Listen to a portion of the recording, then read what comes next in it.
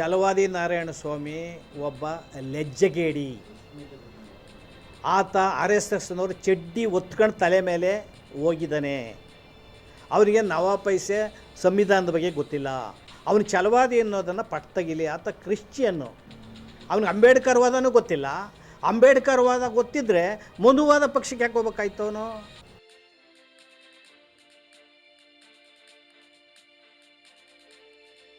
ಪಾರ್ಕ್ನಲ್ಲಿ ಒಂದು ಬೃಹತ್ ಮಟ್ಟದ ಹೋರಾಟ, ಎಚ್.ಸಿ. ಮಹದೇವಪ್ಪರಿಗೆ ಮಂತ್ರಿ ಸ್ಥಾನ ಕೊಡಿ ಅಂತ ಹೇಳಿ ಹೋರಾಟ ಮಾಡಿದ್ರು. ಆ ವೇದಿಕೆಯಲ್ಲಿ ತಾವು ಭಾಗವಹಿಸಿದೆ. ಫ್ರೀಡಮ್ ಪಾರ್ಕಲ್ಲಿ ಎಚ್.ಸಿ. ಮಹದೇವಪ್ಪನವ್ರಿಗೆ ಸಚಿವರು ಕೊಡಬೇಕು ಅಂತ ನೀವು ಭಾಷಣ ಮಾಡಿದಿರಿ ಏನು ಅನ್ನೋ ನಿಮ್ಮ ಪ್ರಶ್ನೆ. ಆ ಪ್ರಶ್ನೆಗೆ ನನ್ನ ಉತ್ತರ, ನಾನು ರಿಪಬ್ಲಿಕನ್ ಪಾರ್ಟಿ ಆಫ್ ಇಂಡಿಯಾದ ರಾಷ್ಟ್ರೀಯ ಅಧ್ಯಕ್ಷ. ಇದು ಬಾಬಾ ಸಾಹೇಬ್ ಅಂಬೇಡ್ಕರ್ ಅವರ ಪಾರ್ಟಿ. ಯಾವುದೇ ಸಮಾಜಕ್ಕೆ ಅನ್ಯಾಯ ಆದರೂ ಕೂಡ ನಾವು ಧ್ವನಿ ಎತ್ತೇವೆ. Republican Party of India Ambedkar ವಾದ ಅದು. ಜೊತೆಗೆ ಸೆಕ್ಯುಲರ್ ಪಾರ್ಟಿ ಇದು ಜನರಲ್. ನಾನು ಇನ್ವೈಟಿಯಾಗಿ ಅವತ್ತು ನನ್ನ ಭಾಷಣವನ್ನು ಮಾಡಿದ್ದೇನೆ. ಅದು ಕಮಿಟಿಯ ತೀರ್ಮಾನ. ನಮ್ಮ ರಿಪಬ್ಲಿಕನ್ ಪಾರ್ಟಿ ಆಫ್ ಇಂಡಿಯಾದ ಕಮಿಟಿಯ ತೀರ್ಮಾನವನ್ನು ನಾನು ಭಾಷಣದ ಮುಖಾಂತರ ನಾನು ಮಾಡಿದ್ದೇನೆ. ನಾನು ಈ ಸಂದರ್ಭದಲ್ಲಿ ಸ್ಪಷ್ಟಪಡಿಸೋಕ್ಕೆ ಇಷ್ಟಪಡ್ತೇನೆ. ಅದಕ್ಕೆ ನಾನು ಏನು ಮಾತಾಡಿದ್ದೀನೋ ಅದು ಬದಲಾಗಿದ್ದೇನೆ. ಜೊತೆಗೆ ನಾನು ಯಾವುದೇ ಪಕ್ಷಕ್ಕೆ ಸೇರಿದವನಲ್ಲ. ಜನತಾ ಪಕ್ಷ, BJP ಅಲ್ಲ, ಕಾಂಗ್ರೆಸ್ ಅಲ್ಲ, JDS ಅಲ್ಲ. ನಾನು ರಿಪಬ್ಲಿಕನ್ ಪಾರ್ಟಿ ಆಫ್ ಇಂಡಿಯಾದ ಒಬ್ಬ ರಾಷ್ಟ್ರೀಯ ಅಧ್ಯಕ್ಷ ಮತ್ತು ದಲಿತ ಸಂಘರ್ಷ ಸಮಿತಿನೂ ಕೂಡ ಅಂಬೇಡ್ಕರ್ ವಾದ. ನಾನು ಇಷ್ಟು ವರ್ಷ 49-50 ವರ್ಷಗಳು ಲಕ್ಷಾಂತರ ಹೋರಾಟಗಳನ್ನು ಮಾಡಿದ್ದೀವಿ. ರಾಜ್ಯದ ಜನತೆಗೆ ಗೊತ್ತಿದೆ. ನನ್ನ ಯಾವುದೇ ಹೋರಾಟದಲ್ಲಿ ಅವತ್ತಿನಿಂದ ಡೇ ಒನ್ನಿಂದ ಇವತ್ತಿನವರೆಗೂ ಕೂಡ ಯಾರು ತಾವು 5 ರೂಪಾಯಿಯನ್ನು ನಾನು ಒಂದು ಪೆನ್ನನ್ನು ಕೂಡ ಒಂದು ಪೆನ್ನಿನ 1 ರೂಪಾಯಿಯನ್ನು ಕೂಡ ಒಬ್ಬರ್ತವ ನಾನು ಸಂಗ್ರಹ ಮಾಡಿಲ್ಲ, ಈಸ್ಕೊಂಡಿಲ್ಲ. ಜೊತೆಗೆ ಎಚ್.ಸಿ. ಮಹದೇವಪ್ಪರ ಮನೆ ಅವ್ರ ಮಂತ್ರಿ ಆದಾಗಿಂದ ನಾನು ಅವ್ರ ಹೆಜ್ಜೆಗೋಲೆ ಹೋಗಿಲ್ಲ. KH ಮುನಿಯಪ್ಪನ ಮನೆಗೆ ನಾನು ಹೋಗೇ ಇಲ್ಲ. ತಿಮ್ಮಾಪುರ ಮನೆಗೆ ನಾನು ಹೋಗೇ ಇಲ್ಲ. ಆಮೇಲೆ 8 ವರ್ಷ ಆಡಳಿತ ಮಾಡಿದ್ದಾರೆ ಯಾರು, ನಮ್ಮ ಸಿದ್ದರಾಮಯ್ಯನವರು. ಒಂದು ಸಹಿ ಕೂಡ ಅವ್ರ ತಾವು ನಾನು ತಗೊಂಡಿಲ್ಲ. ಅವರು ದಲಿತ CM ಕೊಡಬೇಕು ಅಂತ ನಾವು ಓಟಾಟ ಮಾಡಿದಾಗ ಸಿದ್ದರಾಮಯ್ಯನವರು ಈ ಕಡೆ ನನ್ನ ಮೇಲೆ ಜಿದ್ದಿಕ್ಕೊಂಡ್ರು, ವೈಷಮ್ಯ ಇಟ್ಕೊಂಡ್ರು. ಆ ಕಡೆ ಪರಮೇಶ್ವರು ನಮ್ಮನ್ನು ಮಾತೇ ಆಡಿಸ್ಲಿಲ್ಲ. ಇಂಥ ಒಂದು ಇಕ್ಕಟ್ಟಿನ ಪರಿಸ್ಥಿತಿಯಲ್ಲಿ ಇವತ್ತು ಕೂಡ ದಲಿತ CM ಈ ಸಮಾಜಕ್ಕೆ ಕೊಡಬೇಕು ಅಂತ ಹೋರಾಟವನ್ನು ನಾವು ಮಾಡ್ತಾಯಿದ್ದೀವಿ. ಆಮೇಲೆ ಅತ್ಯಂತ ಮುಖ್ಯವಾಗಿ ಮಾದಿಗ ಮತ್ತು ಮಾದಿಗ ಸಂಬಂಧಿತ ಜಾತಿ ಇದು ಸಹಸ್ರಾರು ವರ್ಷಗಳಿಂದ ತುಳಿತಕ್ಕೊಳಪಟ್ಟ ಜಾತಿ. ಸಂವಿಧಾನ ಜಾರಿಯಾದಾಗಿಂದ ಒಂದು 4 ಪೈಸೆ ಈ ಕೆಲಸ ಈ ಸಮಾಜಕ್ಕಾಗಲಿ ಅಲೆಮಾರಿ ಜಾತಿಗಾಗಲಿ ಮಾಡಿಲ್ಲ, ಅಭಿವೃದ್ಧಿಯಾಗಿಲ್ಲ. ಮತ್ತು ಒಳ ಮೀಸಲಾತಿ 35 ವರ್ಷ ವರ್ಗೀಕರಣ ಆಗಿಲ್ಲ. ಅದಕ್ಕೋಸ್ಕರ ನಾವು ಬದ್ಧತೆ ಇದ್ದೇವೆ. ಇವತ್ತು ಕರೆದಿರುವಂಥ ಪತ್ರಿಕಾಗೋಷ್ಠಿ ಏನೆಲ್ಲ ಹಿರಿಯರು 35 ವರ್ಷದ ಒಳ ಮೀಸಲಾತಿಯ ಮೂಲ ಹೋರಾಟಗಾರರು. ನಾವು ಇವತ್ತು ಒಳ ಮೀಸಲಾತಿಯನ್ನು ಎನ್ಕ್ಯಾಶ್ ಮಾಡೋದಕ್ಕೆ ಕೆಲವರು ಒಳ ಮೀಸಲಾತಿಯನ್ನು ಹೋರಾಟ ಮಾಡ್ತಾರೆ. ರಿಯಲ್ಲಾಗಿ ಹೋರಾಟ ಮಾಡಿದ ಒಳ ಮೀಸಲಾತಿ ಮೂಲ ಹೋರಾಟಗಾರಿದಾರಲ್ಲ, ಅವರ ನಾಯಕತ್ವದಲ್ಲಿ ಹೋರಾಟ ಮಾಡಿದರೆ ಇದಕ್ಕೊಂದು ಶಕ್ತಿ ಬರ್ತದೆ ಅನ್ನೋ ಭಾವನೆ ನಂದು. ಒಗ್ಗಟ್ಟಾಗಿರಬೇಕು ಸಮಾಜ. ಒಗ್ಗಟ್ಟಿನ ಕೊರತೆ ಇದೆ ಅನ್ನೋದು ಎಲ್ಲರಿಗೂ ಕೂಡ ಗೊತ್ತಿದೆ.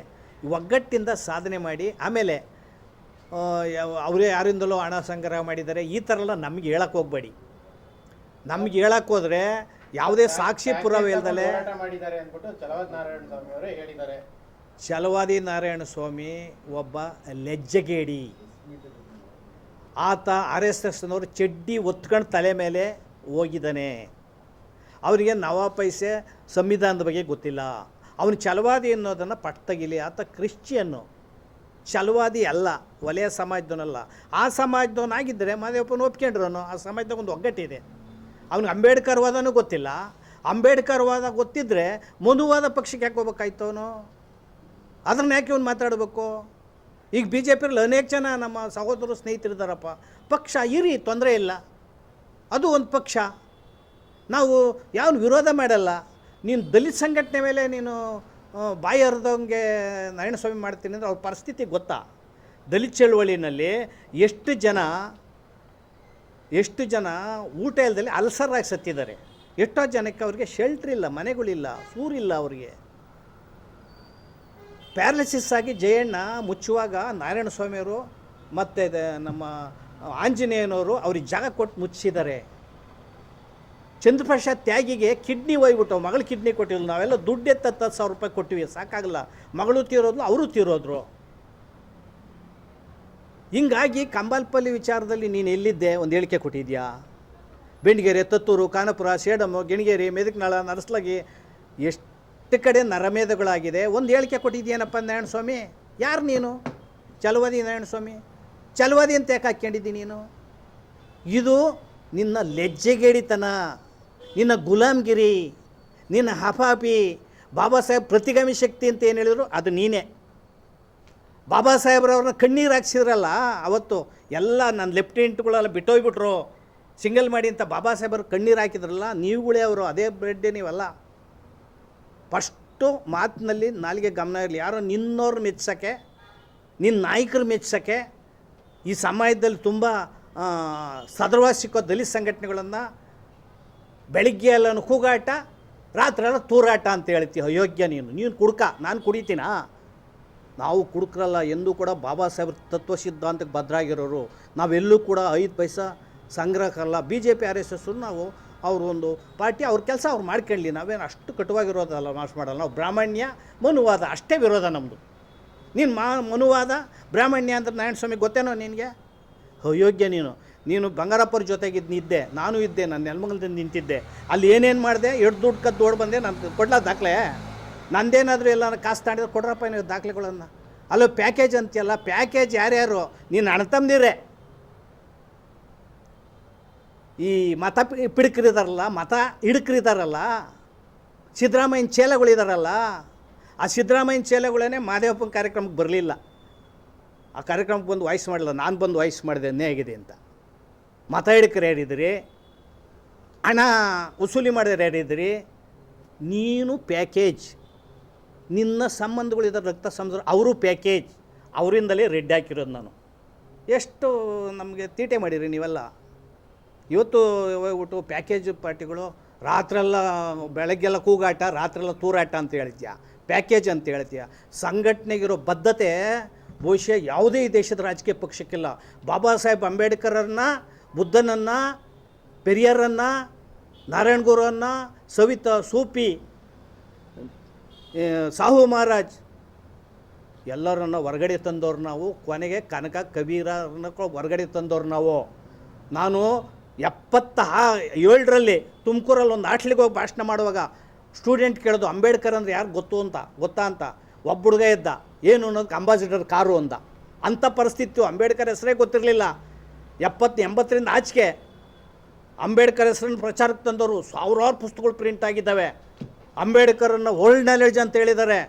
ಅಂಬೇಡ್ಕರನ್ನು ಜಗಜೀವನ್ ರಾಮನ್ನು ಹೊರಗಡೆ ತಂದಿದ್ದೇವೆ. ಅವ್ರಿಗಾದಂಥ ಅನ್ಯಾಯಗಳು ಹೊರಗಡೆ ತಂದು, ಇವತ್ತು ದಲಿತ ಲೀಡರ್ಗಳಿಗಾದಂಥ ಅನ್ಯಾಯನ ಹೊರಗಡೆ ತಂದಿದ್ದೇವೆ. ಇದನ್ನ ಇಲ್ಲಿರ್ತಕ್ಕಂಥ ನಮ್ಮ ಮಾದಿಗ ಸಹೋದರ ಸಂಬಂಧ ಮುಖಂಡರುಗಳು, ಕೆಲವು ಹೊಸ್ತಾ ಬಂದರು ಯುವಕರು. ನಾನು 50 ವರ್ಷ ಹೋರಾಟ ಮಾಡಿದ್ದು. ನನ್ನ ವಯಸ್ಸಿನಷ್ಟು ವಯಸ್ಸಾಗಿಲ್ಲ ನಿಮಗೆ. ನಾವು ಎಷ್ಟು ನಿಸ್ವಾರ್ಥದಿಂದ ಹೋರಾಟ ಮಾಡಿದ್ದೀವಿ. ಯಾರ ಹತ್ರ 10 ರೂಪಾಯಿ ತಗೊಂಡಿಲ್ಲ, ಯಾರು ಎಂಜಿಲ್ ಕಾಸು ತಿಂದಿಲ್ಲ, ಯಾರು ಬಟ್ಟೆ ಹೊಲಿಸ್ಕೊಂಡಿಲ್ಲ ಯಾರಿಂದ. ನನ್ನ ಕಾರ್ ಇದ್ದರೆ ಹೊಸ ಕಾರ್ ತಗೋ ಅಂತ ಬಂದು ಹೇಳ್ತಾರೆ ಕೆಲವು ನಮ್ಮ ಹುಡುಗರೇನೆ. ಇಷ್ಟು ಹೋರಾಟಗಳನ್ನು ನಾವು ಮಾಡ್ಕೊಂಡವ್ರಿಗೆ ನಮ್ಮ ಪ್ರಾಮಾಣಿಕತೆ ಗೊತ್ತಿಲ್ಲ, ಕೃತಜ್ಞತೆ ಇಲ್ಲ ನಿಮಗೆ. ನೀವು ಸಮಾಜದ ಬಗ್ಗೆ ತಿಳ್ಕೊಳ್ಳೋದು ಬೇಡ.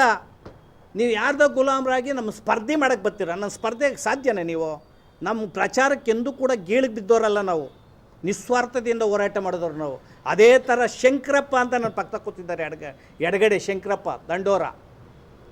ಫ್ರಮ್ ದಿ ಬಿಗಿನಿಂಗ್, ಡೇ 1 ಒಳ ಮೀಸಲಾತಿಯ ಬಗ್ಗೆ ಅತ್ಯಂತ ಪ್ರಾಮಾಣಿಕವಾಗಿ ನನ್ನ ತನು ಮನ ಅವ್ರ ಏಜನ್ನು 80 ವರ್ಷ ಅವರಿಗೆ ಒಳ ಮೀಸಲಾತಿನಲ್ಲಿ ನಾನು 35 ವರ್ಷ ಹೋರಾಟ ಮಾಡಿರೋ ಮಾದಿಗ ಸಮಾಜಕ್ಕೆ ಹೋರಾಟ ಮಾಡ್ಬೇಕು ನೀನು ಅಂತ. ಅಂಥ ಪ್ರಾಮಾಣಿಕ ಹೋರಾಟಗಾರ ನೀವು ಗುರುತಿಸಿದ್ರನಪ್ಪ. 17ನೇ ತಾರೀಕು ಕಾರ್ಯಕ್ರಮ ನಡೀತು ಫ್ರೀಡಮ್ ಪಾರ್ಕಲ್ಲಿ ಒಳ ಮೀಸಲಾತಿದ್ದು. ಶಂಕರಪ್ಪ ಅವ್ರನ್ನ ಡಯಸ್ಕೊಡ್ಲಿಲ್ಲ ನೀವು. ಅವ್ರು ಆಚ್ಕೋದಕ್ಕೆ ಒಳಗೆ ಬಿಡಲಿಲ್ಲ ನೀವು. ನನ್ನ 38ನೇ ಹೆಸರು ಕರೆದ್ರೆ ನೀವು. ಈ ಬೇರೆ ಈ ಸಹೋದರ ಅಂಬೇಡ್ಕರ್ವಾದಿ ಅಂತ ಹೇಳೋರು ಏನೆಲ್ಲ ಕಿರ್ಕುಳ ಕೊಟ್ಟರೋ ಈ ಅದೇ ಕೆಲಸ ಇಲ್ಲೂ ಅದೇ ಮಾಡ್ತಾಯಿದ್ದೀರಿ. ಸಭೆಗಳ ಗಲಾಟೆ ಮಾಡಿರ್ತೀರ. ಅಂಬೇಡ್ಕರ್ ಬಗ್ಗೆ ಗೊತ್ತಿಲ್ಲ, ಬಾಬು ಜಗಜೀವನ ಬಗ್ಗೆ ಗೊತ್ತಿಲ್ಲ, ಇತಿಹಾಸ ಗೊತ್ತಿಲ್ಲ.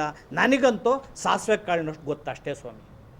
ನಾವು ಬರೆದಿರೋ ಪುಸ್ತಕಗಳು ನೀವು ತೆರೆದು ನೋಡಿಲ್ಲ, ನಮ್ಮ ಅನುಭವಗಳು ನೋಡಿಲ್ಲ, ಶಂಕರಪ್ಪರ ಹೋರಾಟ ನೋಡಿಲ್ಲ. ಇದು ಕೇಶವಮೂರ್ತಿಯವರು ಇಡೀ ಜೀವನಲ್ಲೂ ಒಳ ಮೀಸಲಾತಿಯಲ್ಲಿ ಹೋರಾಟ ಮಾಡಿದ್ದಾರೆ. ಇವರೆಲ್ಲ ಅವ್ರ ಬಗ್ಗೆ ಗೊತ್ತಿಲ್ಲ. ಮೂಲ ಒಳ ಮೀಸಲಾತಿ ಹೋರಾಟಗಾರನೇ ಗುರುತಿಸ್ಕೊಂಡಿಲ್ಲ ಅಂದರೆ ಯಾವ ನ್ಯಾಯ ರೀ? ಇವತ್ತು ನಾವು ಬೇಡೋ ಸ್ಥಿತಿ ಬಂದಿದ್ದೀವಿ. ಗುಲಾಮರು ಸಚಿವರು ಕೊಡಿ ಅಂತ ಬಾಬಾ ಸಾಹೇಬರು ಏನು ಹೇಳಿದರು? ಪ್ರತ್ಯೇಕ ಸ್ವತಂತ್ರ ಪಕ್ಷವನ್ನು ಮಾಡ್ಕೊಂಡು ನೀವು ರಾಜಕಾರಣ ಮಾಡಿ ನೀವೇ ಆ ಪಕ್ಷದ ಮುಖ್ಯಮಂತ್ರಿ ಪ್ರಧಾನಮಂತ್ರಿ ಹಾಕಿ ನಿಮಗೂ ಓಟಿದೆ, 85ರಷ್ಟು ಜನ ಇದ್ದೀರಿ ಬಾಬಾ ಸಾಹೇಬ್ರು ಹೇಳಿದರು. ಆ ಕೆಲಸ ಆಯಿತಾ? ಆ ಕೆಲಸಕ್ಕೆ ಬುನಾದಿ ಹಾಕಿ ಆ ಮೂಲಕ ಹೋರಾಟಗಳನ್ನು ಮಾಡಿ, ಪ್ರಾಮಾಣಿಕ ಹೋರಾಟ ಮಾಡಿ, ಇತಿಹಾಸ ಓದಿ ವಿಚಾರ ತಿಳ್ಕೊಳ್ಳಿ. ಆ ಮೂಲಕ ನಿಮ್ಮ ಹಿರಿಯರಿಗೆ, ನಿಮ್ಮ ತಂದೆ ತಾಯಿಗೆ, ನಿಮ್ಮ ಸಮಾಜಕ್ಕೆ ಫಸ್ಟ್ ಗೌರವ ಕೊಡಿ, ಆಮೇಲೆ ಸಮಾಜಕ್ಕೆ ಗೌರವ ಕೊಡಿ ಅನ್ನೋದನ್ನ ಹೇಳಿ ನಿಮ್ಮ RPI ಇದನ್ನು ನಾನು ಕ್ಲಿಯರ್ ಮಾಡಿದ್ದೀನಿ ಅನಿಸ್ತದೆ. ರಿಪಬ್ಲಿಕನ್ ಪಾರ್ಟಿ ಆಫ್ ಇಂಡಿಯಾ ಯಾವ ಸಮಾಜಕ್ಕೂ ಒಂದೇ ಆದರೂ ಕೂಡ ನಾವು ಹೋರಾಟ ಮಾಡ್ತಾಯಿದ್ವಿ. ಇದು ರಿಪಬ್ಲಿಕನ್ ಪಾರ್ಟಿ ಆಫ್ ಇಂಡಿಯಾ ಅಂಬೇಡ್ಕರ್ವಾದ ಮತ್ತು ಜಾತ್ಯತೀತ ಸೆಕ್ಯುಲರ್ ಪಕ್ಷ ಇದರಿಂದ ಹೋಗಿದ್ದೇವೆ. ಇದು ಪಕ್ಕ ಮಾದಿಗ ಸಂಬಂಧಿತ ಮಾದಿಗ ಸಮಾಜದ ಒಂದು ಡಯಾಸ್.